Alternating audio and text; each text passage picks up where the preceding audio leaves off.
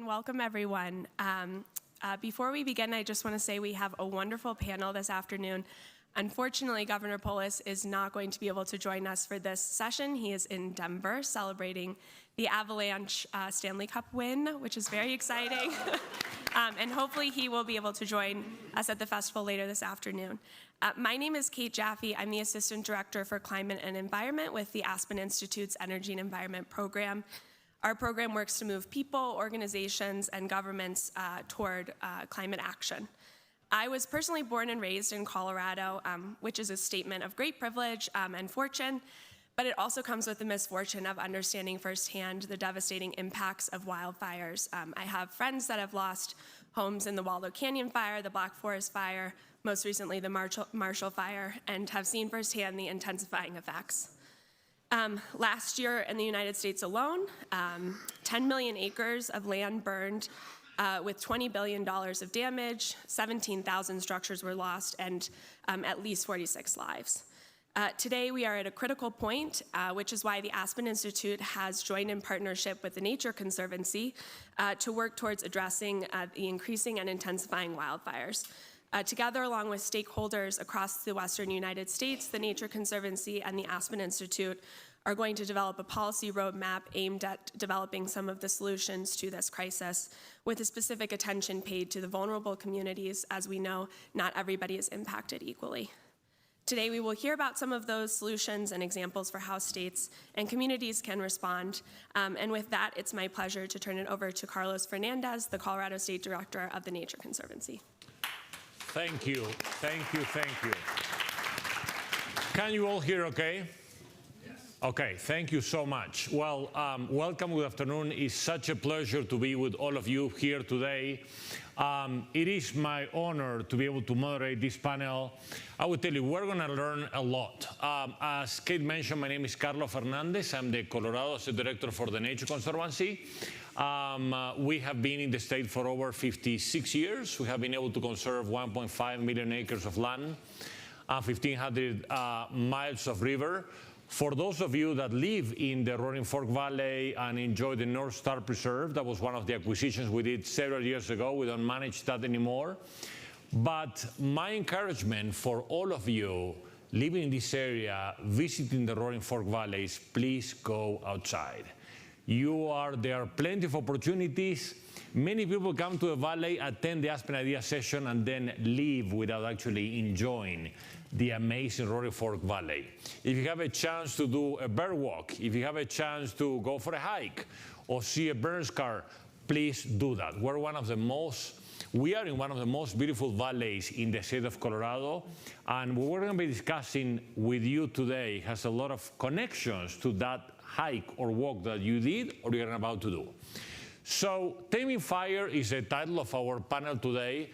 As Kate mentioned before, we have 24 million acres of forest in the state of Colorado. 6 million acres of forest are in really bad shape, and we're going to discuss what would that mean as well. But also 2020, for several of you that live in Colorado, was one of the most devastating years on wildfires in Colorado. 650,000 acres alone in 1 year were burned on 3 different wildfires as well. And so I have the distinct pleasure to have 2 fire scientists to join us today. So we have this conversation about what this means. What are wildfires? What are the impacts of wildfires? What does it mean to manage forests from the traditional way and from the indigenous and tribal engagement way as well? So we're going to learn a lot today. So because I don't want to actually cut short their amazing experiences, I would love to ask both Susan and Don to be able to introduce themselves and provide you their background and where they're coming from. So Susan, if you don't mind. I'm really happy to be here.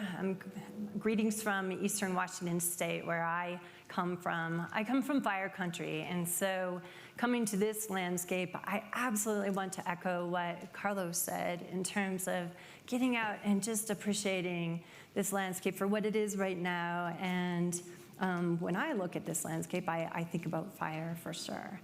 When people ask me about my background and how I got into fire ecology, it actually goes way back from hiking in the mountains of the Olympic National Park, North Cascades National Park in Washington State with my family. And when I was 13 years old, we were having a lot of clear cutting of old forests. That impacted me a lot, and I decided I want to be the best scientist that I can be to help inform management of these forests, because clearly something needs to be done. I haven't varied, but my path has been still, even though I've gone on one trajectory of forest ecology for my career, I've always been wanting to learn and change. Fire is a really big topic for me. I'm a University of Washington scientist, and I'm still thinking about how to safeguard forests. Now I live in fire country, and so some of this work that I'm doing really is about adapting forests to a warmer, drier, fire-prone climate, and so often that means active management. So I've been really excited to be part of this panel and learn from Don, and I'll let you take it over from here. Great, and it's my pleasure to be here today. I'm Don Hankins, and I come from, I live in Northern California in Butte County, and most of us are probably familiar with Butte County with the Paradise area, Camp Fire, and the Dixie Fire, and the North Complex fires. That's always an emotional thing for me to think about, you know. I'm not a wildfire scientist in the sense that I study wildfires. For me, my undergrad degree is in wildlife, fish, and conservation biology. I also am a tribal person, as a Miwok person coming from the Central Valley of California in the Delta. And throughout my academic career and early on in my life, you know, I had early exposure to fire, burning with my family. I had family that did wildfire watch over Yosemite Valley, and just exposure to fire from a very early age. But one thing that really stood out to me in my early academic career was seeing, like, what's the relationship between why biodiversity is declining, particularly thinking about endangered species, and why are we losing species? And one of the first jobs that I had out of college was working with California condors. And it was one day sitting up on the mountains in Southern California looking at these mountains and saying, why are condors going extinct? And I thought, it's because they need fire. And from a traditional cultural perspective, those condors are central to our story, and I have a responsibility to steward for them. And if I'm not taking care of them in the way that they need it, as kind of a, what do you say, like a keystone species, with that keystone process, it's fire, then we're not doing our job right. And so that's been a big motivation for me. At that point, I decided to go back and study more to achieve my PhD, and ultimately I ended up at California State University, Chico, where I teach pyrogeography and other courses related to natural lands management, and actually a lot of applied work as a field manager for our ecological reserves for CSU Chico. But there's just so much to that work and so much need, and I'll say that in the past 20 years, like when I started out in that academic career, there was hardly any interest in indigenous fire. And I would say that since probably 2017, 2018, there's just been a lot more interest in what the role of indigenous fire is within these landscapes. And I'm super excited to see people wanting to know more about it and how it can be applied to different landscapes. And so I'm happy to share that today. And I'll talk more about that later. Thank you. Thank you both very much. So Don, being able to respect where you come from as well, the place where we are, if you don't mind, I would love for you to do a land acknowledgement of the place where we are. Sure. I'm going to stand for this just out of respect for the way that we traditionally do things. So where we're at and the idea of a land acknowledgement, I always find a little bit awkward. This place that we're in is ancestral homelands for Ute people. But when we think about our context and relationship to place, it's not just Ute people, it's the other folks that interact spiritually, culturally, through economics, traditionally with this place. And I think about what the ancestors of this place would ask for. And for those of us who may be familiar with the book Braiding Sweetgrass by Robin Wall Kimmerer, there's a point towards the end of the book where she talks about becoming indigenous to place. And I think of, in the old days, as people come through this valley, not only Ute, but other folks who come through this valley, is that if we think about the Ute ancestors, the past, the present, and the future, that those people wanted to see this land stewarded in a certain way. There was a respect and a responsibility to place. And that's really the message, I think, of land acknowledgement that we really need to be thinking about, is how do we become better stewards of the places we live? And as Carlos was saying, if we can spend that time outside, learning, observing, being part of these landscapes, and then reading those landscapes and acting upon that, that's really what our responsibility is. So I'll leave that as our land acknowledgement for today. Thank you. Thank you very much. Can you hear me? Okay. So why don't we continue that theme a little bit more? For many of us, we're very curious about your practices, your background as well, and the difference between cultural burnings and prescribed burnings. Do you mind sharing with us a little bit more about that? Sure, I'd be happy to do that. And I think it's really fortuitous today that we've had this thunderstorm that's rolled in, because I think about the traditional ways of learning about fire that indigenous peoples have had to interact with, right? In the old days, we have these stories they're really the foundation of our understanding of responsibility to place. That is really truly our law. And what I mean by that is that we have these stories that I call the first fire stories that tell us about these fires that devastated the landscape. And from that point forward, we learned to steward the landscape. We learned to tend fire. And that thunder and lightning plays a big part of that. And so where we have those opportunities for that power to be utilized, we work in coordination with nature to be compatible with that nature. And that maybe means that we're not burning everything within the landscape in any single year, but we're burning to complement what nature wants to provide. And by paying attention to that landscape, we see where fire needs to be applied. For instance, if we take a step out of this tent, I noticed there's a lot of tree mortality happening on these slopes. And that's an indicator that I would say is telling us this landscape needs some fire. We've got on the backside of this tent other slopes of fire scars, you know, where there's these differences in fire, right?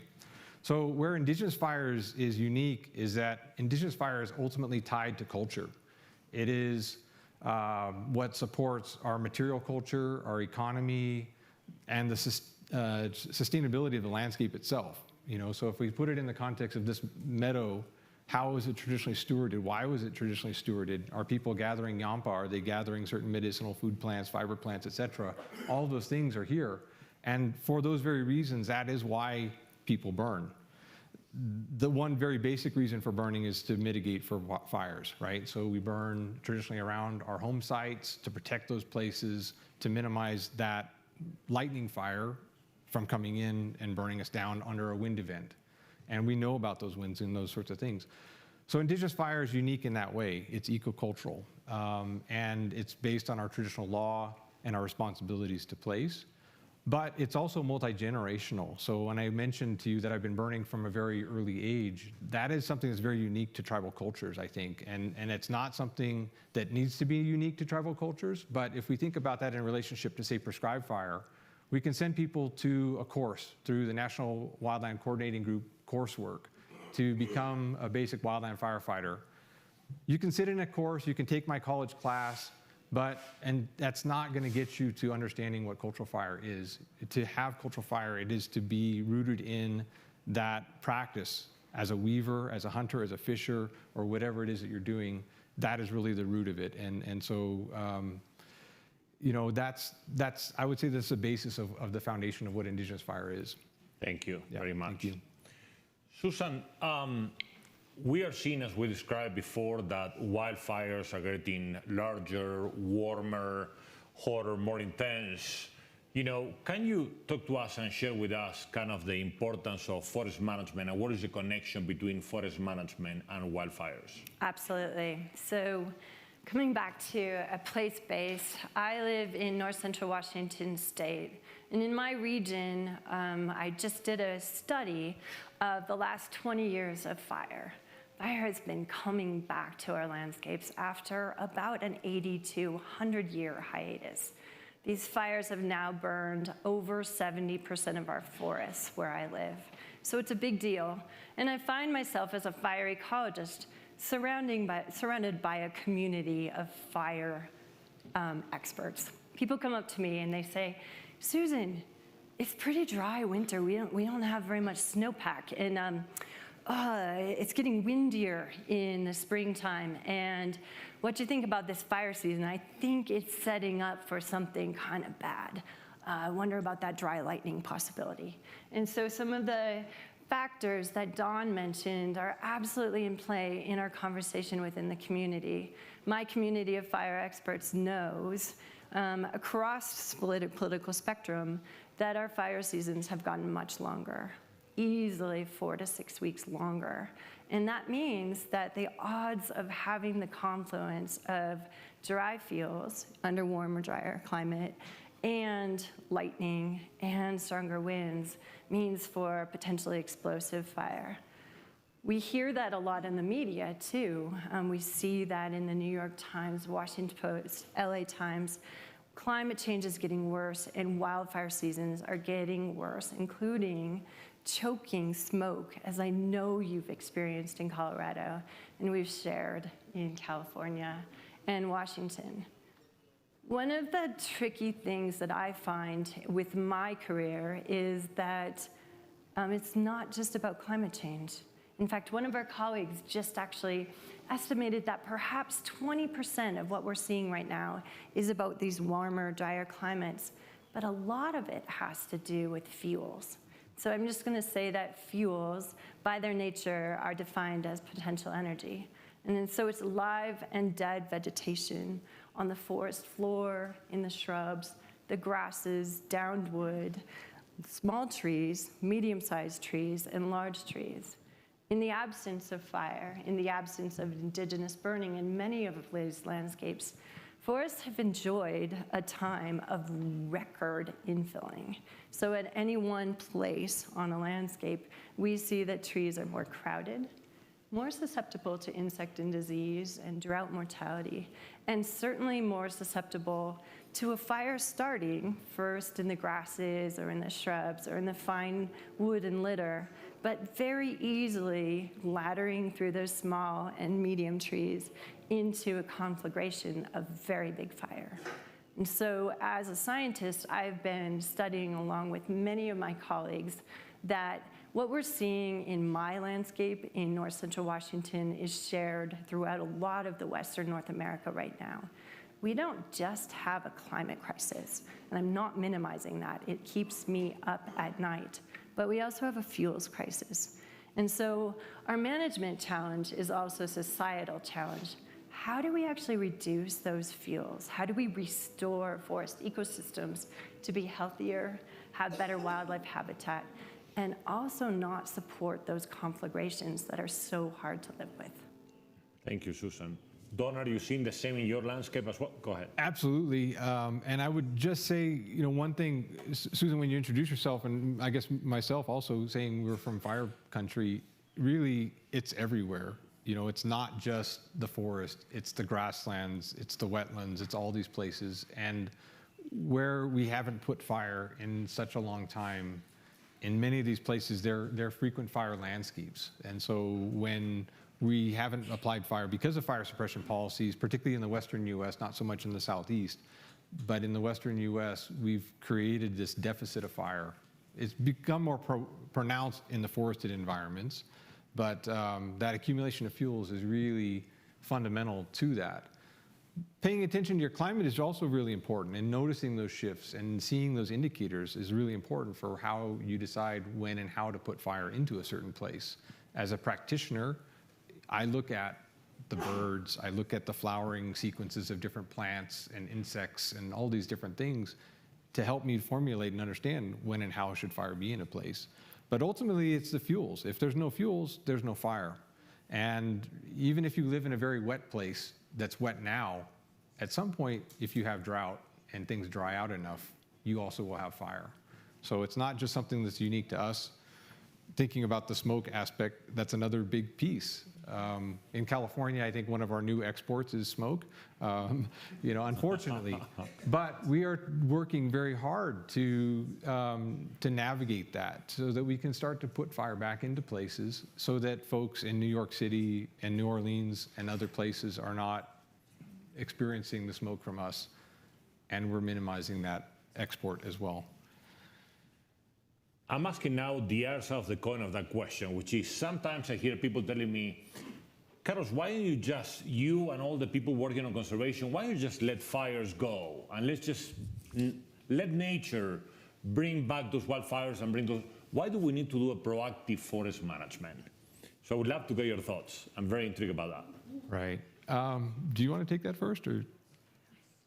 So I would love to dish this first to you, Okay. because I think we've had some really great conversations before this session, and I would love to talk about our place in these landscapes, because I think that's foundational to the next conversation around it.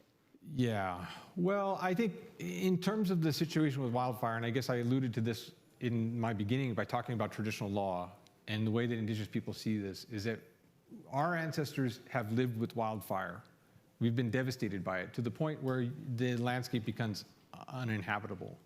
So if we allow for wildfire to rule the land, as it is currently in some places, you know, living in Butte County, we last year had the Dixie Fire, which burned almost 1 million acres. Almost 90% of that at least was high severity fire, meaning that there is not a standing tree there. There are stumps, there are trunks of charred trees. But imagine this is your homeland. Imagine that that landscape is no longer productive to support the things that you need to survive, that the wildlife need to survive. And we see this.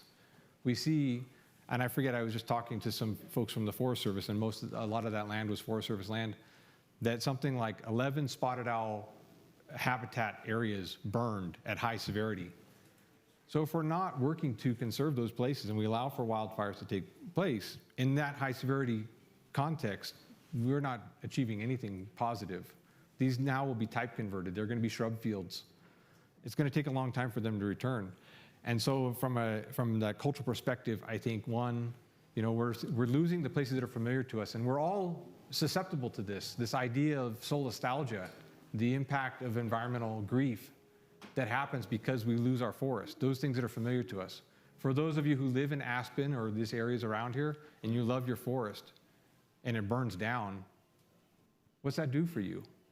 On a tribal perspective, you add to that the intergenerational traumas that have gone back to the early settlement in this country and other places of the world. This adds to that burden, that trauma.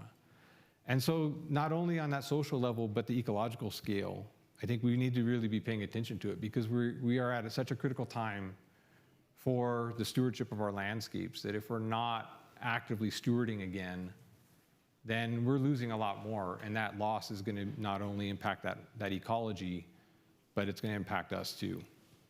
Thank you. Susan? You bet. So I will say that when we think about our interaction with these landscapes, we're not separate. We are affecting climate change. We, through supporting some of the best firefighting in the world, and I do really respect firefighters, incredible work out there. We are also taking fire out of a lot of landscapes, and every time that we do that, fuels accumulate on an annual time step. So we're loading these landscapes with fuels.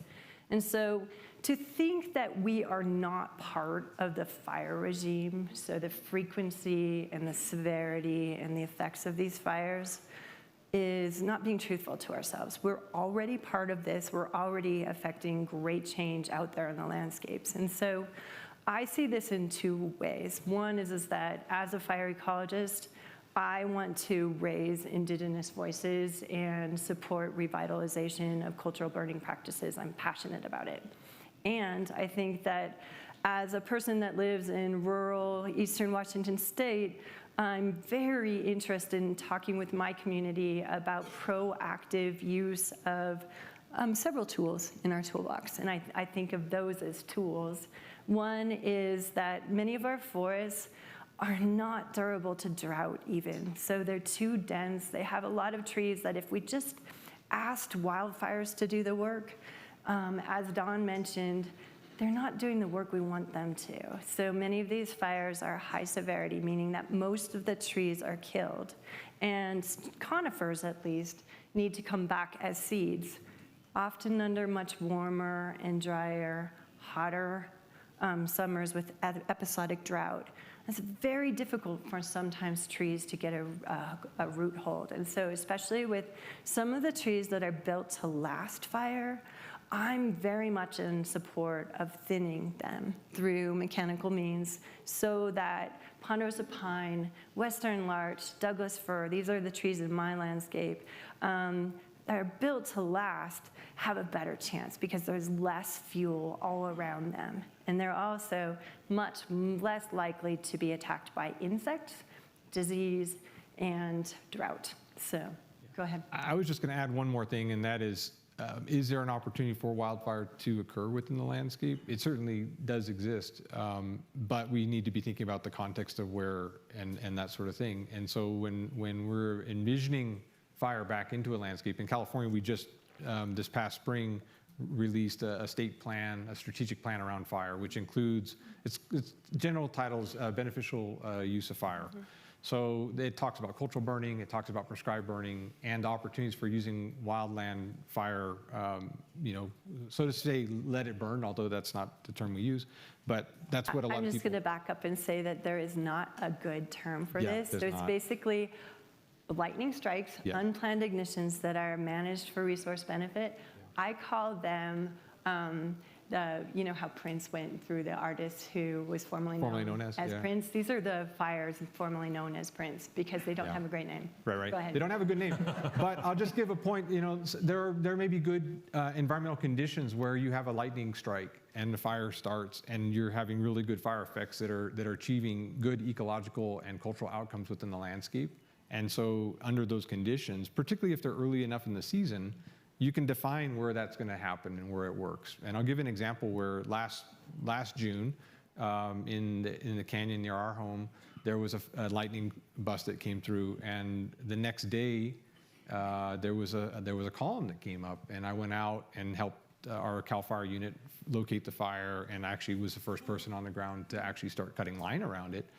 But in reality, it was burning under conditions where if we were allowed to let it go to the drainages adjacent to it, it would have gone out on its own. And it would have helped us to achieve a fuel reduction problem and the habitat improvement issue that we've been wanting to do in that place for a long time, but it's just not the policy framework to support it at that point. So context is really important, right? Absolutely. Yeah. So I'm going to ask them a last question, but we're going to start in less than 5 minutes with questions from the audience. So start thinking about your question. What gives you hope in the face of climate change about our western forest? Both of you are experts, you have seen a lot. I'd be curious about what gives you hope. I'm the eternal optimist, so I always have hope about what we can do. What do you see? What do you see? Okay, we were just duking out who went first. So I will just say that, did many of you get to see the tribute to Madeleine Albright yesterday? And she had a quote saying that she was an eternal optimist with a lot of worries. What was it? Worried optimist. And so perhaps I am too. But I do actually think that this one issue about wildfires and climate change is quite hopeful. What we do need to do as a society, which is I'm so glad that Aspen Institute asked for this session, is to reimagine a different relationship with fire. It's a tough sell. None of us like smoke. It's not healthy for us. But in my community, we have surpassed the if fire comes, the kind of discussion. Well, maybe I should do this fuel reduction treatment around my house because maybe fire will come. We're no longer talking about if, we're talking about when. And that's a really important paradigm shift for my community because it means we can and should be proactive. So the best tool in the toolbox, fire. And that is such a hard sell, but I will say that when we talk about prescribed fire, it's under a prescription where fire can move on the landscape, give the forest a bath, as some of our colleagues like to say, under milder weather conditions. Sometimes we like a little bit of wind to stir up the oxygen and allow that fire to move, but not too much wind, and with a lot of care and practice. That's also prescribed smoke. And I think that's a really important concept, is that prescribed burners are incredibly talented, and they're also working for good ventilation windows. So yes, there will be some smoke. We're going to make some mistakes, but absolutely we need to get more fire on these landscapes. And I much prefer the prescribed fire, the cultural fire, than summer wildfires doing the work they've been doing. Thank you. What about Don? I totally agree with this, and I am always optimistic. I always try to give folks a sense of hope, and we all are part of that solution. If you're a landowner, if you're even in an urban area, you have the ability to help to affect and make change. We need to rebuild a culture of fire, not only a culture of fire within our Indigenous communities to lead this effort, but also it's really, as we say in the fire world, the prescribed fire world, it's all hands, all lands. And the Nature Conservancy's Fire Learning Network, I work very closely with those folks. There's just so much opportunity that's there for us to build a culture of fire, and it's not something that's unattainable. We all can play a part in that to help to carry the torch, to help to make the policy changes and things like that. And so if we want to see a different future, we need to engage in it. One thing that I see that's been happening for the past 2+ years in California, and I'll say that I think the pandemic has given me the space to work in this area, is this work that I'm doing currently, standing up an organization called the Indigenous Stewardship Network. And it's an Indigenous-led effort with it primarily focused in the state of California, and TNC nationally has the Indigenous Peoples Burning Network, which I co-advise. But within the state of California, the state itself actually invested money to help to form this organization with support of the different organizations like Hewlett Foundation and others. And we're now incorporated as an organization, a tribally led organization, and working towards our nonprofit status. Hopefully soon we'll find that out. But the intent is that we're going to work with tribes, we're going to work with our partners, which include the Nature Conservancy, the agencies, the public, to engage around this. And I think that it's going to build out of California. I think we're going to see a lot of that. And I think there's a lot of opportunity to learn from that. So building that culture of fire is going to be tremendous. Thank you. Let's go to questions. Yes, ma'am. There's a microphone coming. Yes, you. To what extent, what's the current status of beetle kill in the West? And to what extent has that contributed to the size of the fires we've been seeing? Do you know that one? I do not know the numbers, but I'm going to talk about mountain pine beetle because we've been seeing a lot of it. And I know it's a really big deal for Colorado. When I first became a forest ecologist in the late 1980s, not 1880s. Wow, you're so young. I know, I'm just keeping it. There was a lot of talk about the demise of aspen in Colorado and what to do about it. And so I was just going to say that Colorado, all the way through the western United States and into western Canada, have had this infilling of forests, conifer forests, at the expense of aspen. And this is absolutely from a lack of fire. And so one of the consequences of this is that lodgepole pine has had a heyday and has been able to grow mature and very contagious for mountain pine beetle throughout the West. And so we talk about the kind of factors that lead to a contagious large wildfire. And so those would be plenty of fuel, wind, and lightning. The contagion of mountain pine beetle is plenty of mature host and drought. And so we're seeing episodes of really big contagion of mountain pine beetle. After that, there is a stage where the trees actually are red attack, meaning that they have red needles on the trees. That means that those needles, when it gets to very low relative humidities in the air, very dry air, those needles are also dry and volatile. So that stage of the beetle outbreak is incredibly volatile. However, the forests are already pretty fueled up and ready to go. So beetles are a factor, but not the cause of these large wildfires. I would just add to that the Southern Sierras were in California experienced quite a bit of loss. I want to say 80% of the trees died because of beetle infestations within the last decade. And now, because of the prolonged drought in California, we're seeing that shift spreading north. It's not all beetle kill. Some of it's root parasites, some of it's other bacterial disease, fungal disease, and things like that. But we're losing a lot of our forest now to that process. And the cleanser in the forest is going to be fire. So either we're putting it on the ground or nature's putting it on the ground for us. We have a choice to make on that. The lady with glasses, yeah, and that line, if you don't mind. Yes, you raise your hand, right? Over here. And then we'll go this way.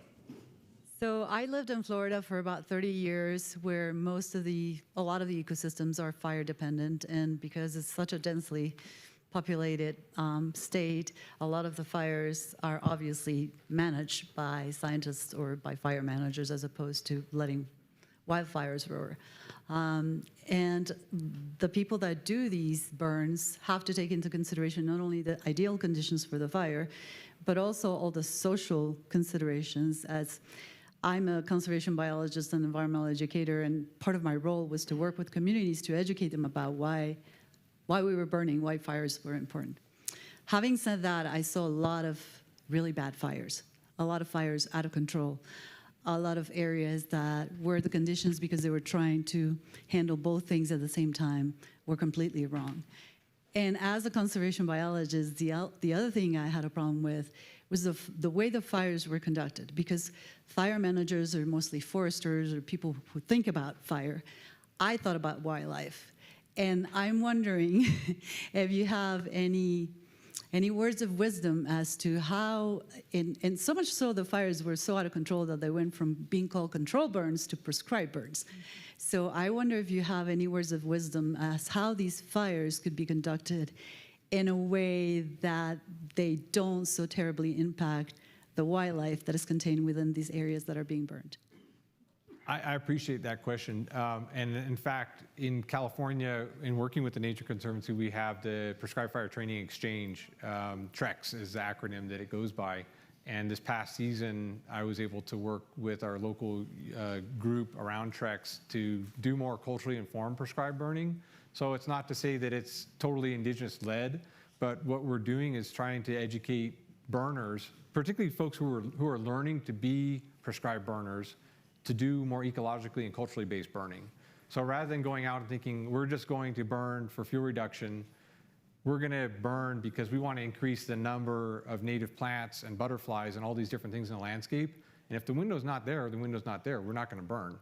And so we educate people around that. And so I see that starting to take more development. And in fact, just this week, I know the Karuk tribe in Northwestern California has done both prescribed burns and cultural burns to achieve certain objectives within their landscape on the same day with different crews, right?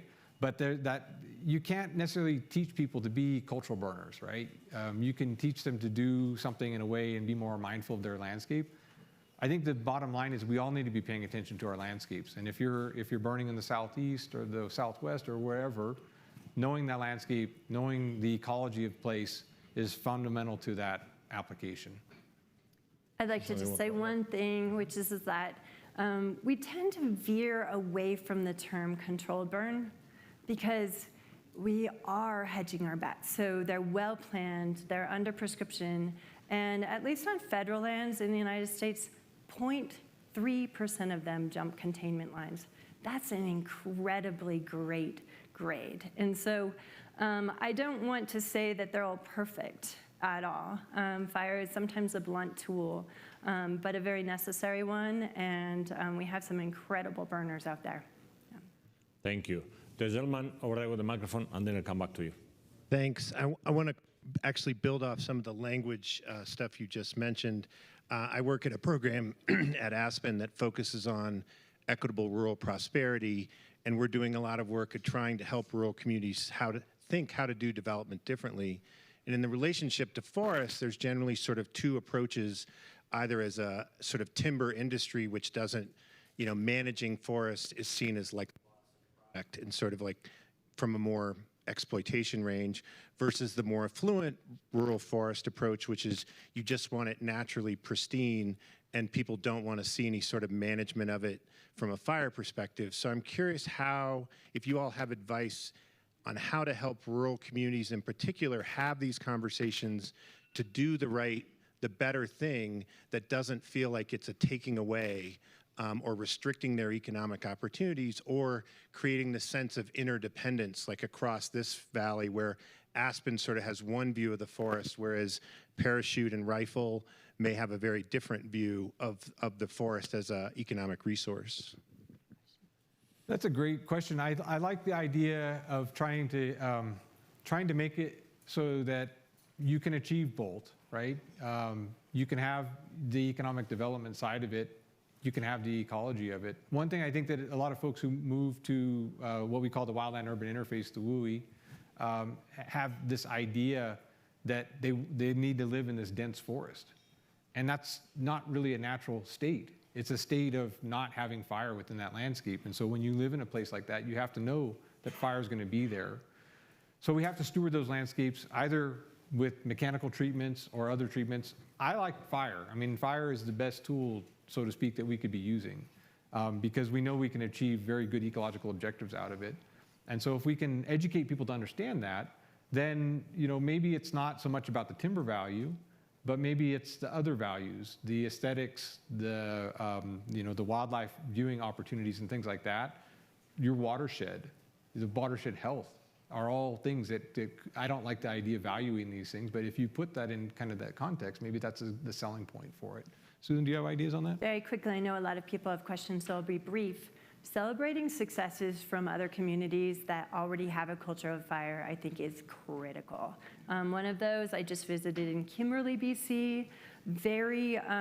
It's on the Canadian Rockies, very much of a destination location. They have a prescribed fire and thinning program that has been going on for 20 years.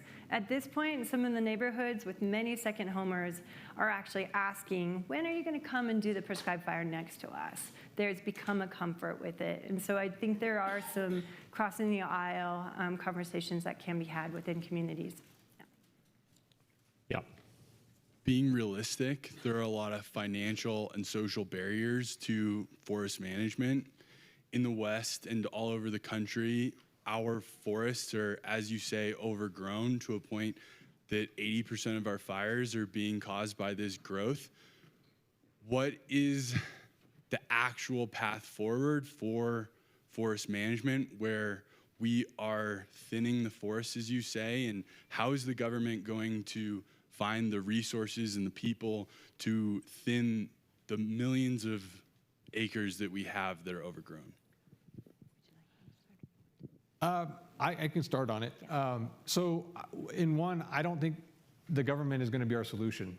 I think it's going to be us as people. We need to be involved in that. That's where that all hands, all lands really comes to play. There's a tremendous amount of money that's coming into this work, but one thing that's been on my mind, particularly being here at Aspen, is what's the economic incentive for somebody to get into this work? There's obviously a lot of skilled knowledge that's necessary to do this work.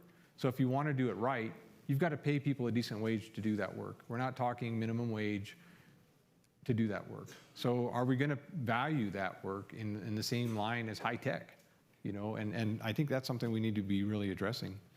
I will say that I really believe in the collaborative process. It's messy, but we absolutely need to have industry, agencies, tribal groups, as well as private landowners all come together with this idea that fire knows no boundaries, and so we have to work across these boundaries to solve this problem.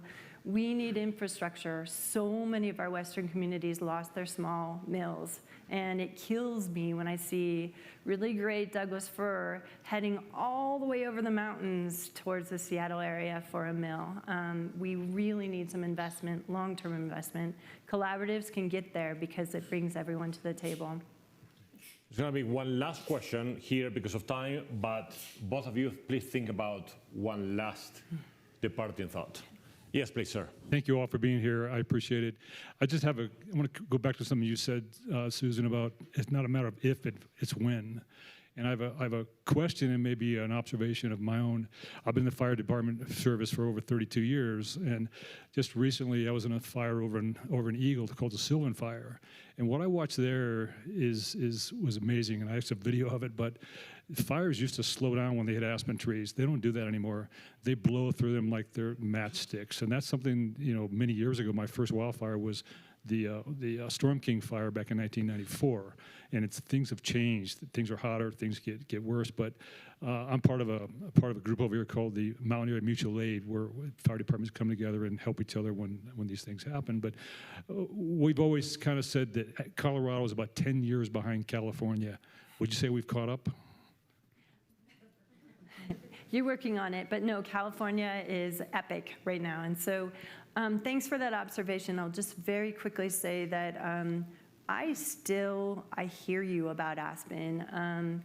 They remain moister longer than conifer forests. They have a very different fuel bed. And so in terms of planning, there's still a really better bet around communities. I like the idea of having young aspen with a lot less fuel underneath.